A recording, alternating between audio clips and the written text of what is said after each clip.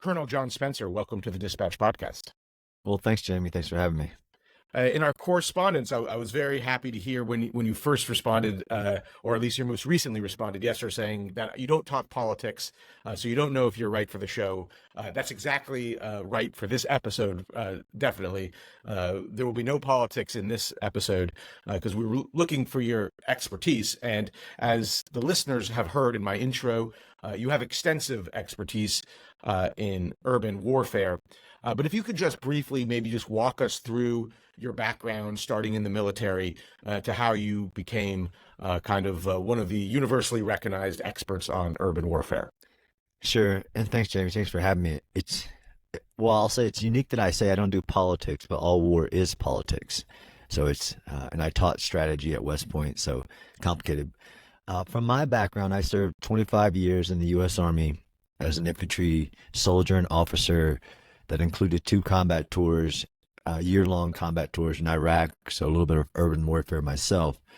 Along my tour, I was an advisor to a 4-star general in the Pentagon, where I started my academic career, really looking at large megacities. And that was in 2014. Could a military do an operation in a city bigger, 10 million?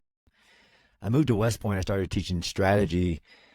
Stood up a research center that I now work for and started writing about urban warfare over a decade ago.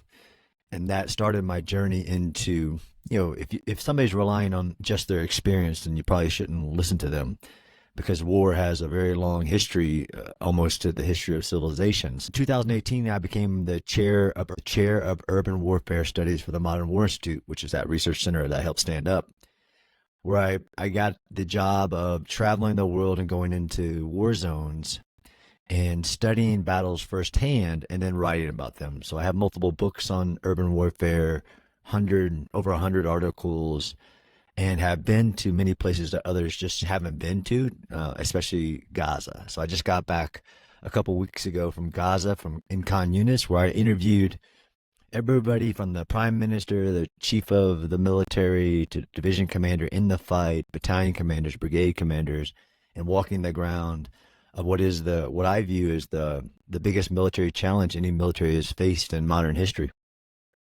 Well, let's get into that a little bit by starting with a tweet that you tweeted. We're recording this on Friday.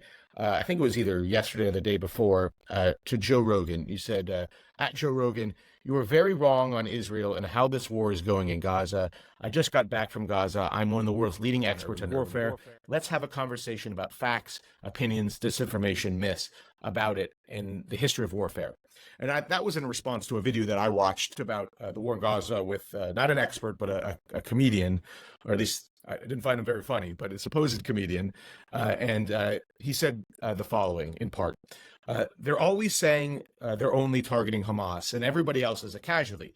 Well, if those are just unarmed civilians and they're walking alone, and that's what they appear to be, and you just blast them from the sky with robots, if you can't talk about that, if you can't say that's real, what you're saying is that is genocide is okay as long as we're doing it, and you're saying that from the perspective of someone who literally went through the Holocaust, and your people, your tribe, you went through the Holocaust, and now you're willing to do it. I think it was in the context of a video which is going around the internet. We don't have much context to it, who those 4 people are, where either a jet or a drone missile takes them out.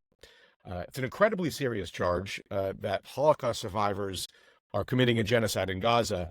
You are an expert in urban warfare. You said you just got back from Israel. How do you respond to that? I want to respond to it over long-form conversation because in less than a minute, there are so many errors in just interpreting what we can see from a video. And I wasn't challenging Joe. Actually, I was like, okay, let me help you understand what we all are looking at. Even with all that we don't know, let me help you with all the words you just said about 4 adult males. At one point, they said kids. But you can hear in the interpretation of what is being viewed what is over 6 months of ignorance on war and warfare, in my opinion. And I actually really respect Joe and want to have a conversation because he's had other guests who actually have been to war that still don't understand what this war is. In that video, there are four people walking on a road. There's unarmed civilians. Well, there's no way to know who is civilian and who is Hamas in a video because Hamas doesn't wear a uniform. And I think one of the greatest fallacies that most people don't understand is that you don't have to be carrying a weapon to be a combatant. There's only two things in war, a combatant and a non-combatant. And if you're a member of Hamas, you're a combatant, and I can kill you while you're sleeping. It is literally the way that the laws of war work is if you're an active member of the combatant force, and Hamas is a military, not a terrorist organization. And because of that video, you have no idea what those four individuals were doing before the video started. They could have came out of a tunnel. Actually, then what is known about that is that they're in an area where no civilians are supposed to be, an active combat area that's been evacuated. You don't know if the facial recognition identifies who they are and what they're doing, how they present hostile intent. But it actually is a video that facilitated confirmation bias because there is a vocal minority who believe Israel is targeting civilians purposely, which would be one of the requirements in the accusation, which is like most people who heard that, an accusation that is very, I don't know the right word, to use the word genocide, which was created by people trying to let the world understand what happened in the Holocaust, where 6 million Jews were purposely massacred, put in ovens, given chemicals, just slaughtered on purpose, intent. So to use that video to show that since you don't know who those individuals were, what they were doing, if they're members of the other combatant force, to say that it proves the entire theory that the IDF in Gaza is targeting civilians, despite the fact that there's not a single piece of evidence to show that they have actually targeted a civilian. But that's this one video is now the gem of the people with interesting intentions to show the world, look, we were right, that all the damage that's been done was done on purpose to punish, which is collective punishment, which is a term in law of war. It proves everything, and it's actually the farthest from that.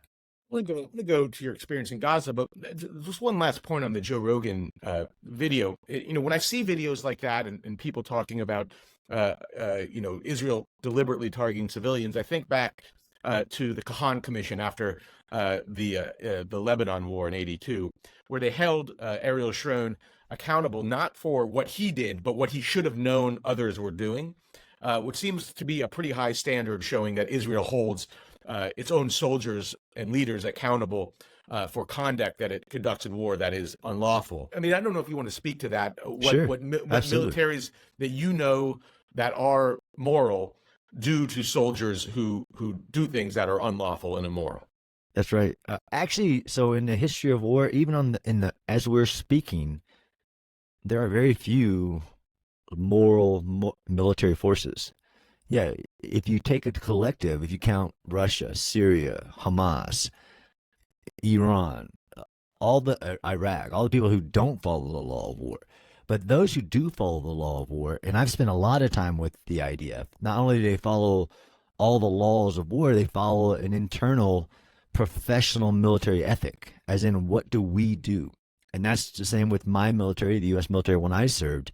And one of the evidence of that is the conduct of investigation on any accusation of basically soldiers doing the wrong thing, which happens, right? The U.S. military has its own history of soldiers doing really bad things. And one of the examples of a moral force is that it has a justice system separate then, because we can talk about Russia, how nobody can hold Russia accountable for everything it does illegally in accordance with all law, international law, period. But the IDF, if there's ever been an accusation, they do an investigation and hold soldiers who do make mistakes, who do at times have wrong intentions, and they hold them accountable. And that's a big part of who they are, who a Western military with a value system, who are moral in execution of lethal force, killing people in war, which is horrible. War is killing and destruction. And war is the pursuit of political objectives. And when people try to create a situation where they think there is such thing as a bloodless war, robots killing each other, it's fiction. It's never going to happen. It hasn't happened yet, and it's not going to. You mentioned you were on the ground in Gaza recently. What did you see there? Did anything surprise you? Did anything make you rethink any of the thoughts that you had previously? Just what was your experience? Yeah, actually, it was the second trip I've taken into Gaza since the war began. And every time I've gone, despite having studied that exact type of war for over a decade and having 25 years of military experience, my mind still gets blown on the challenges that the IDF have faced in this war. Everything from, no matter what they do, they're accused of doing the wrong thing. Systematically dismantle Hamas, a military of over 30,000 fighters in 400 miles of tunnels. And yes, the tunnels have been the one thing that, and I teach division level classes to divisions, how to do large scale urban operations, to include underground. What do you do with the underground? And I still didn't imagine the complexity of the challenge with the size of the military embedded in dense urban terrain, embedded in a population in which they want to get as many people killed. I actually teach classes on human shields, and Hamas is the example. But Hamas, and this is the problem too with a terrorist evil organization, they can say things if for some reason the world doesn't take their words to meaning. When Hamas says, I want as many of my people, the civilians, to die as possible, I want to repeat October 7th as many times as I ever can. And they don't take them for granted. But being on the ground and seeing the IDF have to go block by block, house by house, tunnel by tunnel. And I was in one of the biggest tunnels they found back in December. The scale of it still blows my mind as a military strategist and tactician. It's like, how are you doing this? How are you clearing urban terrain with killing so few civilians? And that doesn't seem palatable to the world because they don't understand what's going on. And they use these numbers and think that war is quantitative. Like, what's your civilian to combatant ratio? But understanding that I live in that world too, in the social media where, a single video like the one that Joe Rogan showed, or the one, back in November when a terrorist bomb went off course and exploded in a parking lot of a hospital, and the world said 900 civilians died, and it ended up being less than 15 or 20. Nobody really knows. When I'm on the ground, I get my mind blown. One, like just the sheer scale of the density of the urban terrain. How you find the tunnels, how you find Hamas, who is literally dressing up as wounded in wheelchairs, and hundreds to 1,000 of them in every hospital. And despite what they do, the misinformation is the only thing that gets reported. I actually heard a very powerful person, maybe in politics, recently say that the world is tired of seeing wounded children being taken to bombed hospitals or destroyed hospitals in Gaza. And that's despite the fact that that person should know better, is that there's not been a single hospital in Gaza destroyed. There's been not a single hospital in Gaza that's been taken offline. Every one of them still functioning, even after the IDF search everyone, since they have found Hamas illegally using them for military purposes. And there's 6 additional field hospitals. There's not a single destroyed hospital in Gaza. John, that's actually something I had not heard, and I find that pretty interesting. Yeah. So what you're saying is that despite the fighting in all of these hospitals, they are all up and running again? Correct. Why do you think Al-Shifa Hospital, the biggest hospital in Gaza, which was searched, and the world went crazy when it went searched, even though I wrote an article about, if you think that's bad, look at the history of hospitals and how ISIS used them, and we destroyed them, as in flattened them, like in the Battle of Mosul, with airstrikes, with white phosphorus to help the Iraqi security forces attack the hospital that the enemy was using. Or how in the Second Battle of Fallujah, it was the first objective of the U.S. military because it was being used as a propaganda tool to convince the world that the U.S. military doesn't fight morally. Yes, not a single hospital, to include Al-Shifa, which they left quickly after destroying the tunnel that they found in it. And then 1,000 Hamas remnants went back into it because they thought it was a protection. And the IDF took it recently. So again, that doesn't get reported. The IDF went back to that hospital, secured it without bombing it, without attacking it. Yes, they had to shoot back at people that were shooting at them while they were bringing in food, water, fuel to the hospital. But they killed 200 Hamas terrorists in that hospital, captured over 600, and killed 0 civilians in the hospital. You mentioned numbers earlier, and that's not new in this conflict. Even before the Gaza war, you would look over the last 10 years, and they would say 8,000 Palestinians killed and only 300 Israelis killed. And the numbers now are 30,000 or so, according to the Hamas ministry in Gaza, health ministry in Gaza, versus those who died on October 7th, and also the soldiers who died fighting in Gaza. How in the history of warfare should we interpret numbers like this? Do we judge the morality of the side by numbers? Is there a number that when you take a multiple, then you say this, the fighting army, even if they're just in going after this battle, shouldn't continue because the numbers are getting too high? How in the history of warfare do we understand numbers? Yeah, this has been the greatest travesty, I think, of our times, is that the fact that people believe there's a number that equates to the purpose of the attacking military, that it equates to a moral value of the target. So it's a fact that 32,000 civilians have not died in Gaza. That's a fact. Even if I took Hamas's numbers, which I've never seen a war in which we take the enemies, terrorist organizations, numbers and run them every day across every news channel of the world as the fact that no matter what the Hamas-run Gaza Health Ministry says, that's the number, down to the single digit. And as a student of urban warfare, I can tell you that that's not physically possible. Just never has been, never will be. In every urban battle, to include the ones the U.S. military executed and supervised, you've never known what the civilian casualty was in real time, down to the single digit. That's just lunacy that people run with it and believe it.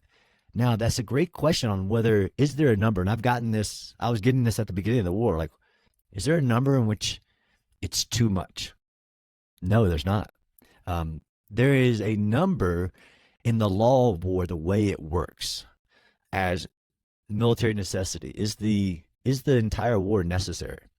If you believe that October 7th was truly a invasion of southern Israel with the intent to destroy Israel and to kill all Jews, which is almost verbatim the wording of the enemy force, of Hamas. If you believe that, then you believe that it's an existential threat, and that calculates into whether the war is necessary. But even then, you have to go into proportionality, which has been, again, with people who have no clue on what war is, started using the word proportionality, and the number of civilians killed on October 7th, 1,200 Israelis, with some of those being IDF, but the vast majority of them being babies, men, women, and children, civilians, non-combatants. Somebody taking that number and then say, well, that's the number we should use to compare the number of non-combatants dying in the war in Gaza. That's not the way it works. It's not the way proportionality works. The way it works is a military has to use the amount of force necessary to achieve the goal, in this case, to remove the existential threat. So that's the start of the war. And then in every operation, every strike, every round fired, you make a calculation on if there is going to be civilian casualties, if there's going to be collateral damage. You've done what's called a proportionality assessment, where you say, all right, this is what I'm targeting, the military target. And only, like, that's the fundamental principle of war, is do not target civilians. Russia doesn't follow that, but do not target civilians, target only military targets. And when you do target military targets, do an assessment of the value of that target compared to the known collateral damage, and have you done everything feasible, reasonable, and possible to limit collateral damage, as in evacuate the civilians, get them out of harm's way, and then take the operation. That's where numbers come into play. So if you have a strike, let's say in the Jabalia city, they call it a refugee camp, but it's not, where they dropped a very large bomb on a city which was supposed to be evacuated at an underground target that was 100 feet underground, and a military commander is under there. That's the one example that people could use to say, is it proportionate? Did they use the appropriate force, well, a 2,000-pound bomb, to reach 100 feet underground? And how many civilians did they think would die if we knew when they conducted the attack? And what did they do to try to limit the attack? Well, if it's a military commander of a very large unit, it has high value. Then what's the force you need to get to it? That gets to the number, Jamie. There is no number. I've never seen a war in the history of war where somebody says, okay, what is your combatant to civilian death ratio? And that means whether you should continue the operation. Because they don't, one, understand that how much the IDF have actually done to bring the number down to an incredibly low level in comparison to the military objective and what the actions of the enemy are, or in comparison to any other war that's ever been conducted. And this is really getting to people that go on podcast shows who've actually been in wars and say they're being way too destructive. They're killing way too many civilians. We wouldn't do that. Jamie, what do you think the United States of America would do if a force invaded our land across the ground, slaughtered, raped, massacred thousands of civilians, took thousands of civilians back into enemy territory, and then started raining down rockets on our cities like Los Angeles or New York, wherever? I can tell you with great confidence that the U.S. would respond in overwhelming, immediate, lethal force to remove that existential threat, to make the rockets stop raining on our cities, and to bring our people home. And I can give you an example if you want that nobody wants to listen to. Which is? The Battle of Manila, 1945. There were over 3,000 U.S. and British soldiers, civilians, men, women, and children being tortured, starved, brutalized in the city of Manila by the Japanese force that had took the territory, and we evacuated.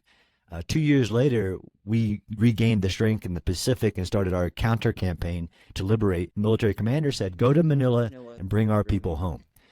There were 17,000 Japanese Navy defending the city, and they were literally going to defend the city to the death, and no surrendering of them. You couldn't convince the enemy that it was futile to resist the U.S. military because they would actually commit hara-kiri in the last moments of the battle. 17,000 defenders in a city of 1.1 million Philippine civilians over a division, 2 divisions of 37,000 Americans, to get 4,000 American civilians and prisoners of war home. And there were 100,000 civilians killed in that battle.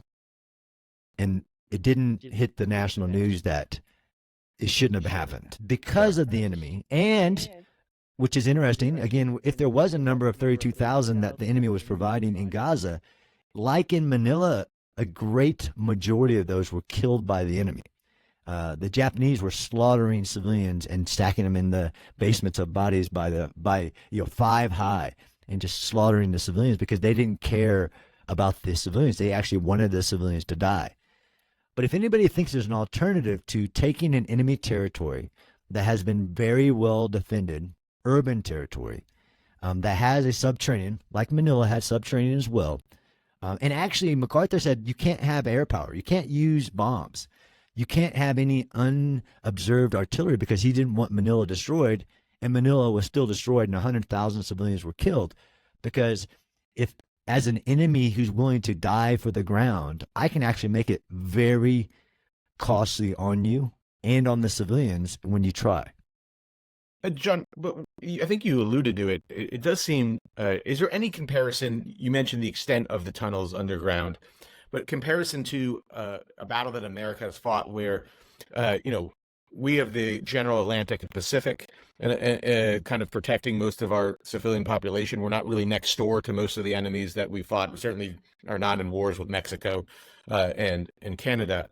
But Israel, while fighting, is still getting rockets into the country. So, I mean, there is an ongoing battle while, in Israel proper, while they're fighting Gaza. How does that distinguish it from some of the recent conflicts America fought in Afghanistan and Iraq? Greatly. So much so you would think that people would stop trying to make comparisons to the battles of Iraq and Syria and Afghanistan. There is no similarity. There is no similarity in modern times to a 30 military force in over 400 miles of tunnels going from 15 feet to 300 feet underground, with shooting 12,000 to 15,000 rockets at your civilians behind the military. And actually, when I was in Gaza in December, I was in Gaza as a rocket was fired at Tel Aviv. It was mind-blowing. No comparison to a combatant who is not only using human shields, is using human sacrifice. They actually want and no comparison to a military who doesn't want to defeat you. This military doesn't want to defeat Israel. This military wants the world to fall into their strategy, which they have, which is to think that it's too costly to get Hamas, to bring the hostages home, to destroy a military in its military capability.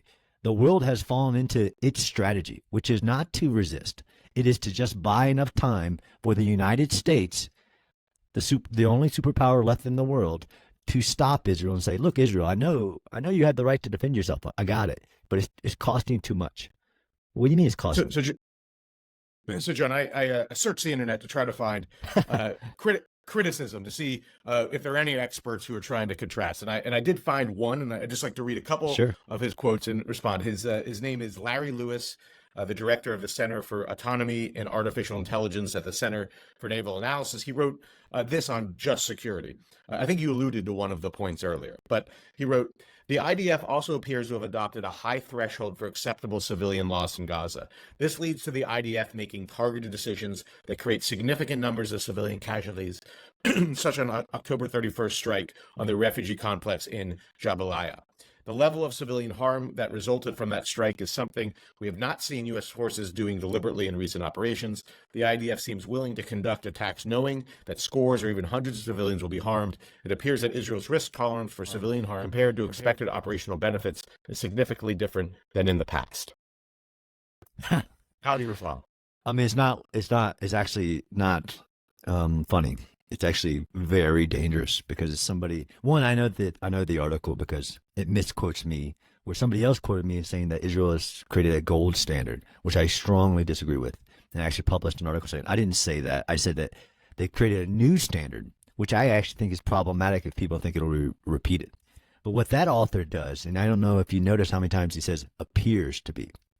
Appears is an assumption, and assumptions make an ass out of you and me, to be frank. But the problem is that he's doing, even though that author should know better because he actually has experience in the law of armed conflict, effects-based condemnation, because we fear what we don't know. So because that author doesn't know what the target was in that one strike he uses as an example, which I actually used, you didn't catch it a few minutes ago in our conversation, where you had a target that was underground. So when the U.S. military has faced targets underground, but just not in an urban area. We dropped a 30,000-pound bomb on a bunker in Iraq, in Taji, but it was a military base.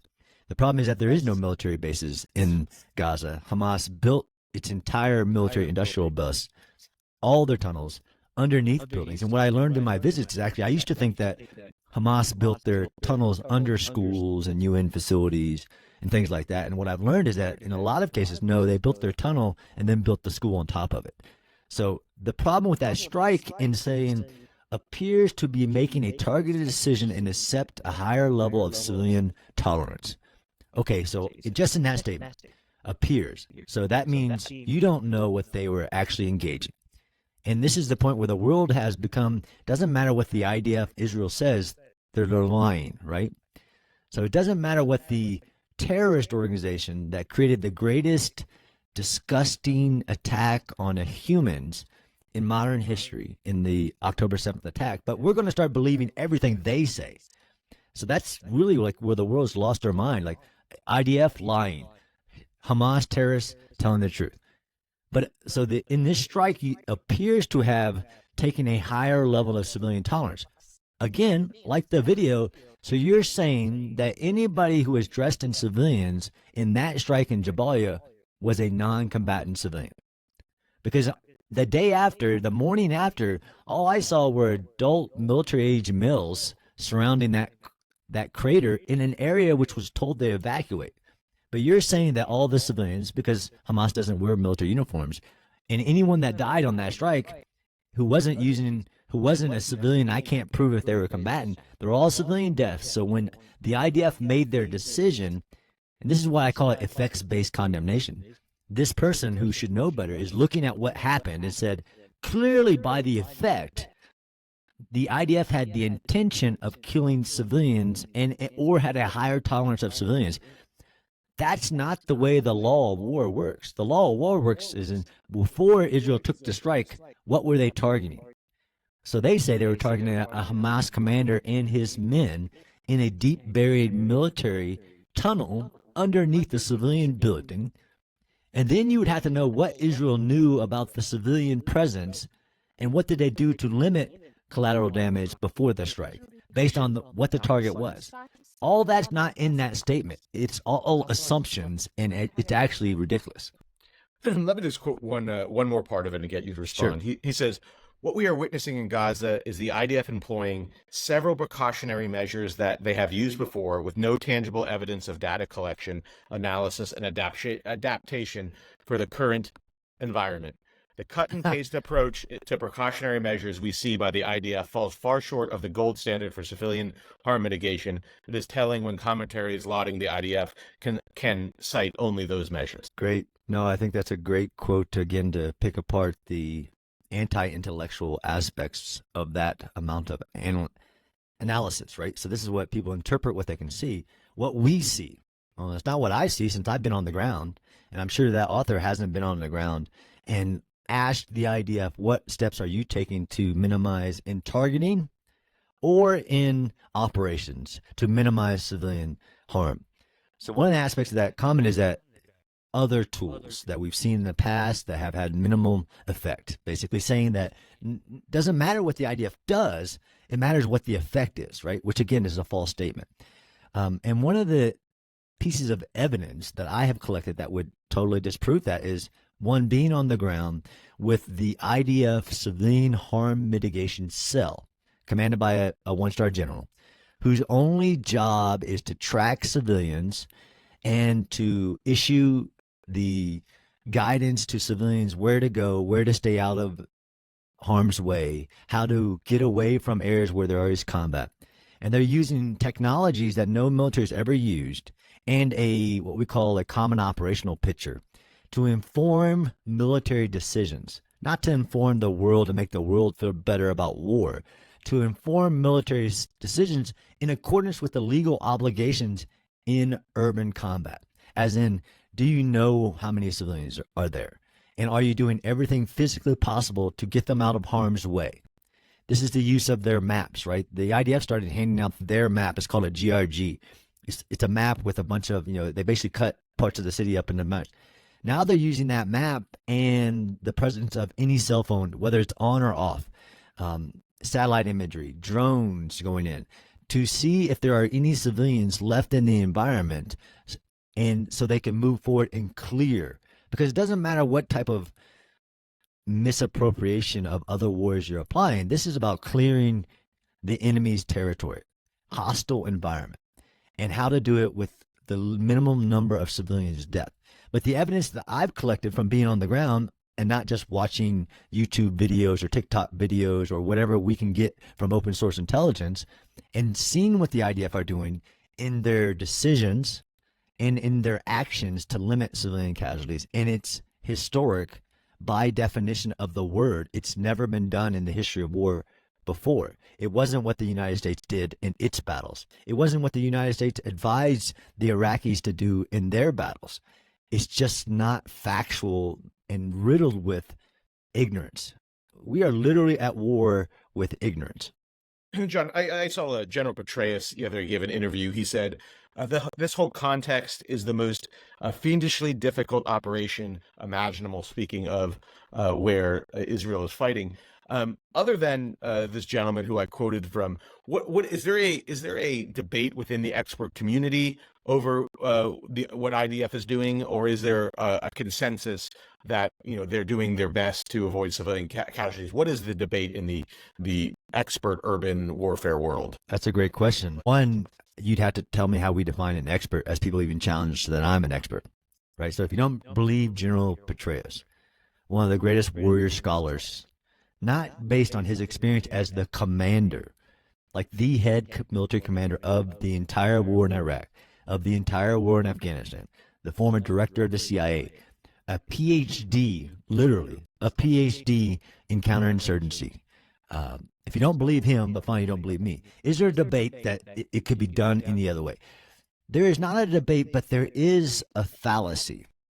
Really great, again, another warrior scholar who has studied the entire history of the world, General McMaster, who was, again, another high-level commander for the U.S. military and the national security advisor for President Trump, wrote an article about imagining the future war, and he called them fallacies. And one of them was called the Zero Dark 30 fallacy that riddles U.S. foreign policy and military.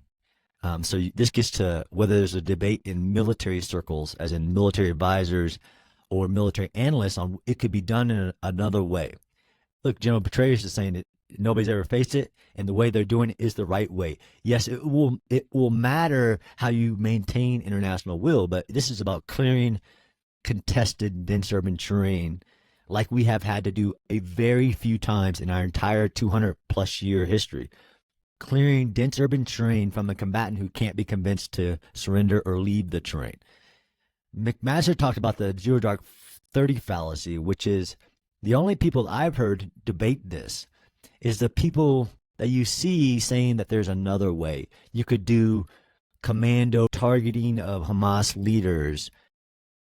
It's called the Zero Dark 30 fallacy, that you could win a war through that.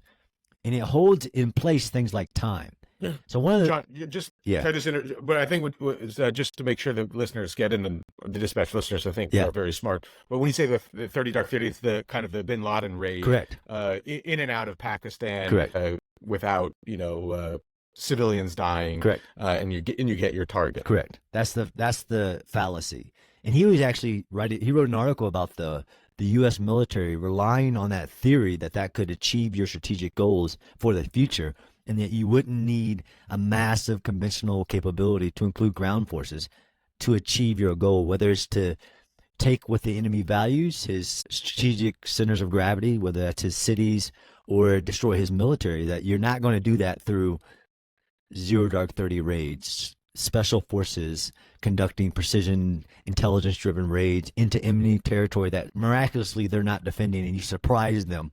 It isn't going to happen in Gaza.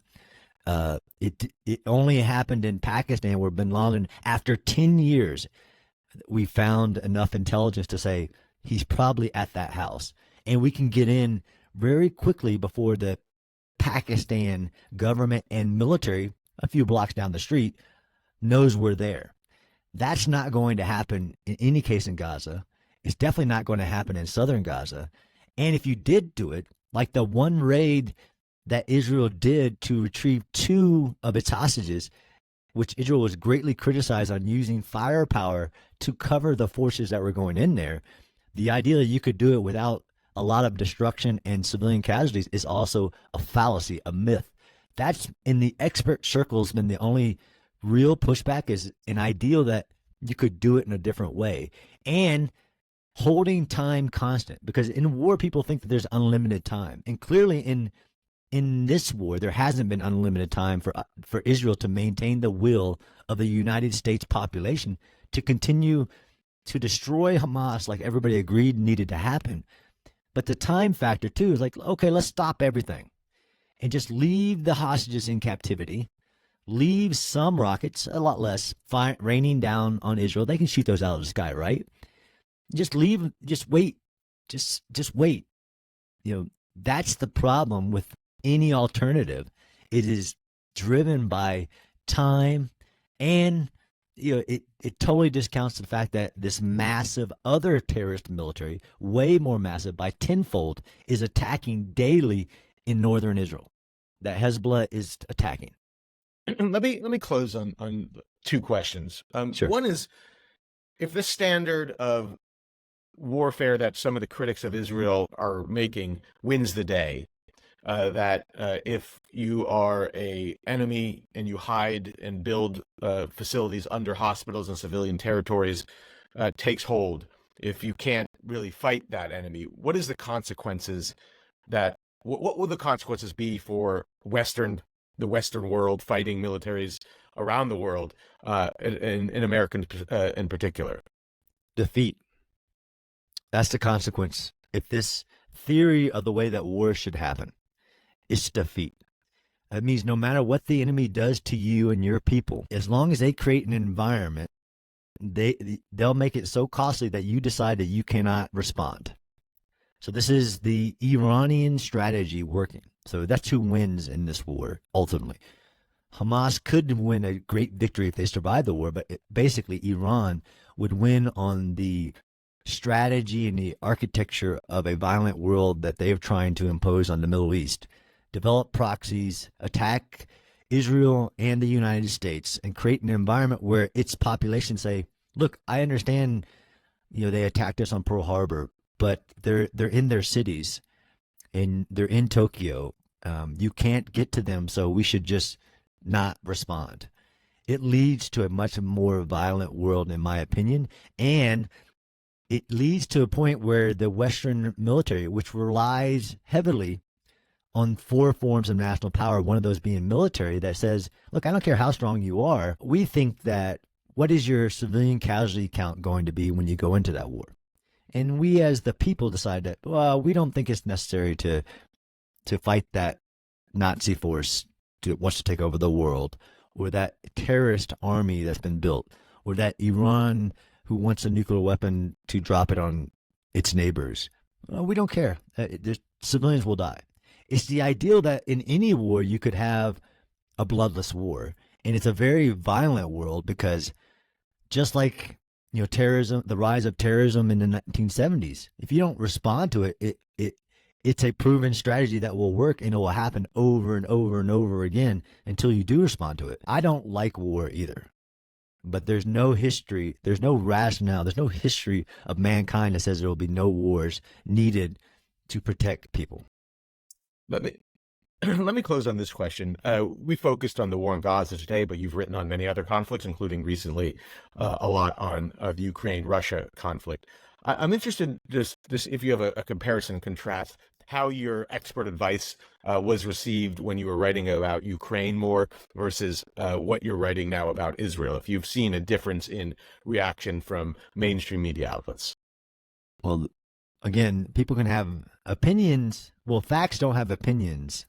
And lots of people have opinions. When I was covering the Ukraine war, and people criticized me for abandoning coverage. I mean, I'm a researcher. I research wars. I was getting, I was doing 15 to 20 mainstream media interviews a day on Ukraine, and I get 0 on Israel. Maybe they found better experts, I guess, or maybe there's a narrative that everything is negative and there's no hope, or we're actually hoping for the bad guys to win. I don't know I can't speak for other people, but I can tell you what the evidence is. In my trips into Ukraine, doing research, a lot of people were interested in that. Nobody's interested in my research on what's going on in Gaza. John, thank you for joining the Dispatch podcast. Thanks for having me, Jamie.